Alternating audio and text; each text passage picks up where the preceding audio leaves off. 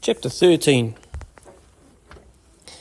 Plan your route and get on with it, Wolf said to himself. He straightened up and surveyed the hills again. He needed to head north as Jim had instructed.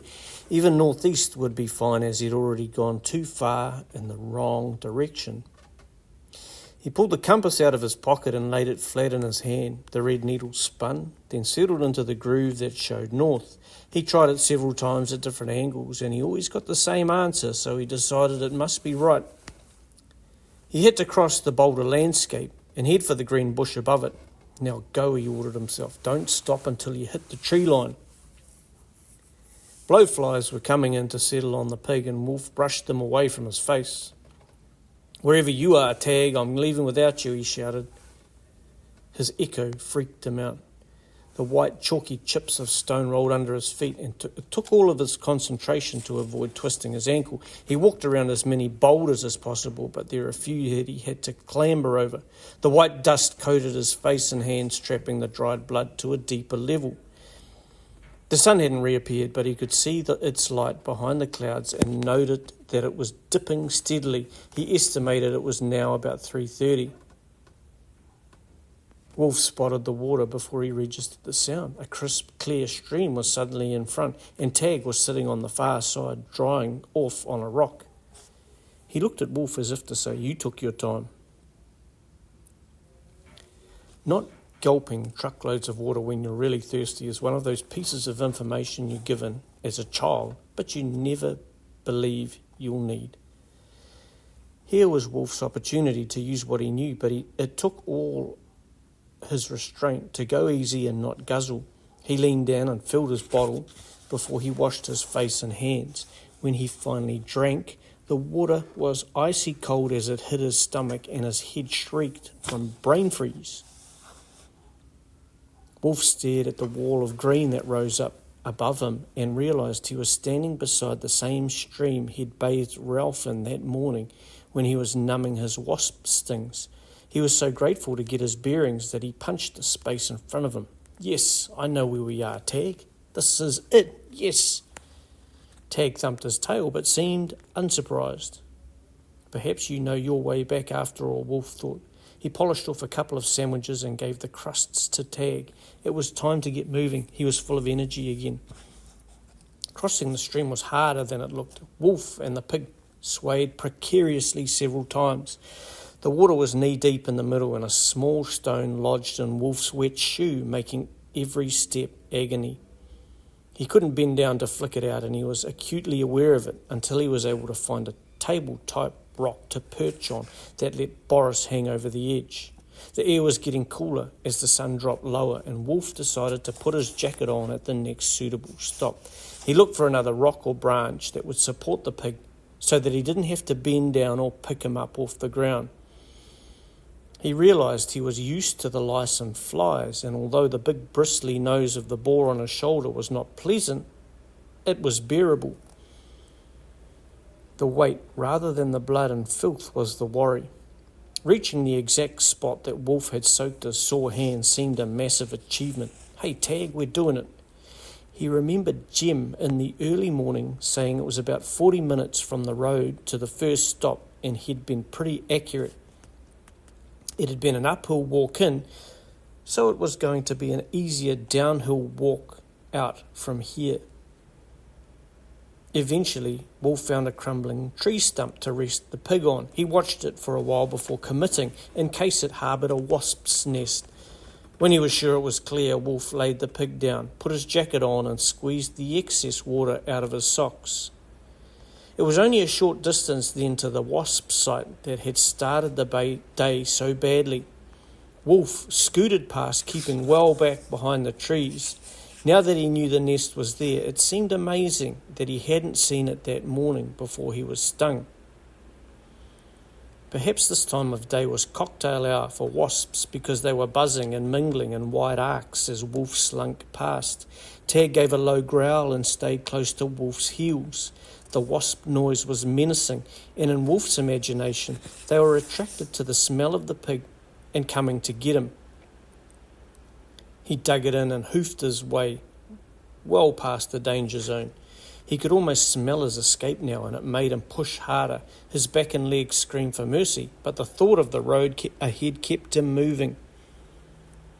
The bush was familiar, with thick vines wrapped around the trees or looped like rope swings through the bush. He felt like Tarzan whenever he grabbed one to swing down the slope or steady himself. "Team Tag in the lead," he called out as he slid down a mossy track on his bum. Tag ran back and licked his face. The pig jostled behind him, at times scarcely fitting through the narrow spaces, and other times nearly tipping him off his feet. A sharp branch snagged its bristly back one time, and the pig was yanked so hard, one of the front legs came unattached from the back leg. Wolf felt the pig slip off his shoulder, its big head lolled backwards. He grabbed at it before it fell completely, but his water bottle dropped and rolled away. Damn, he grabbed the legs of the pig and backed up against a tree to get support as he jammed it back into place. He couldn't see his bottle, but he knew where it had fallen. It was retrievable, but a major hassle that would involve putting the pig down and climbing over a ledge. The bottle was caught in the foliage below, he was sure. "Stuff it, I'll keep going," he said to himself. "The truck must be near." Wolf kept a tight hold on the pig's rear trotters to make sure they didn't fall apart, and he laughed at how easy it was to touch his friend now that he had spent so much time snuggling up to it. He'd even become used to the smell, or maybe he smelt so bad himself it was hard to tell them apart. The track dipped suddenly, peaked briefly, and there it was, the road, the beautiful road. He wanted to get down and kiss it.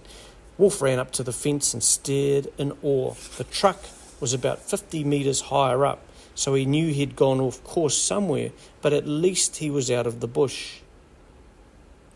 Climbing the fence was a nightmare. It rattled and shook, and the weight of the pig pulled him back before it tipped him right over. He lay on the hard shoulder, untangled his leg from the wire, and checked out his scraped elbows.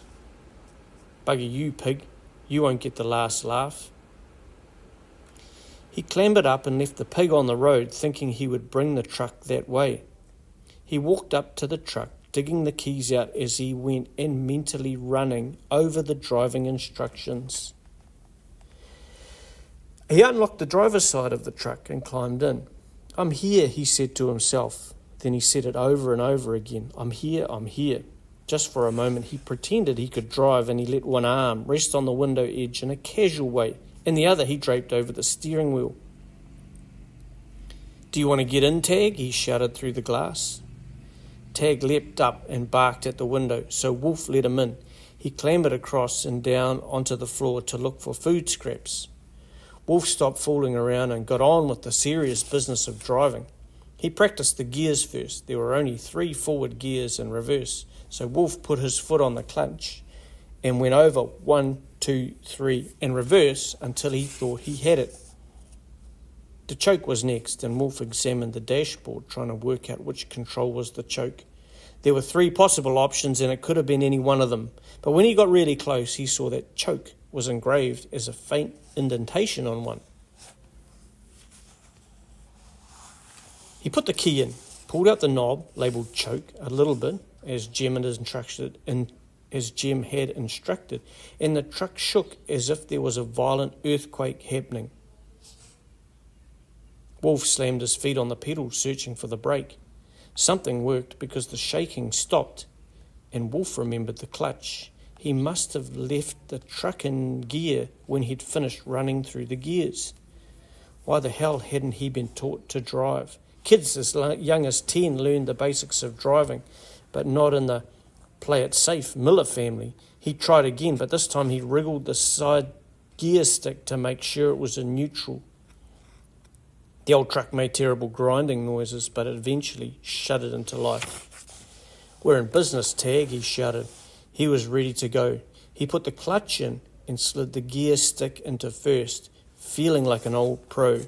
He carefully lifted his foot off the brake and pressed down on the accelerator, but no matter what he tried, he couldn't get the truck to move. The chocks! He remembered the bits of wood Jem had put in the front of the back tyres, and he turned the truck off again so he could leap out and kick them aside. It occurred to him that he should throw them on the tray, but he couldn't be bothered. Once again, Wolf turned the key, certain he had covered everything.